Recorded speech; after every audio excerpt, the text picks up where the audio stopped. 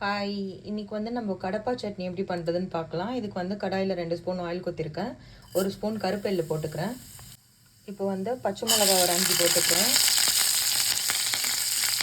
2 பூண்டு, கொஞ்சம் இஞ்சி போட்டுக்கிறேன். இதோட 2 தக்காளி போட்டுக்கலாம். அப்புறம் கொஞ்சம் கருவேப்பிலை, கொஞ்சம் கொத்தமல்லியும் போட்டுக்கிறேன். ஸோ நல்லா சிம்மில் வச்சு நம்ம நல்லா ஃப்ரை பண்ணலாம்.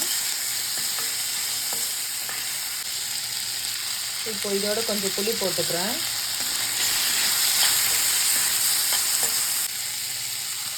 ஸோ இப்போ வந்து 1 கப் கோகோனட் போட்டுக்கிறேன்.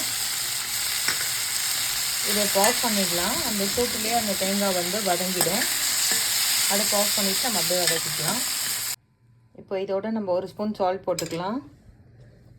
கொஞ்சமாக தண்ணி ஊற்றிக்கிறேன். இப்போ அரைச்சிட்டு காட்டுறேன். ஸோ இப்போ அரைச்சிட்டேன். இதுக்கு வந்து கடுகு, உளுத்தம்பருப்பு, கருவேப்பிலை தான் தாளிப்பு. ஒரு யம்மியான கடப்பா சட்னி ரெடி. நீங்களும் ட்ரை பண்ணுங்கள். தேங்க்யூ.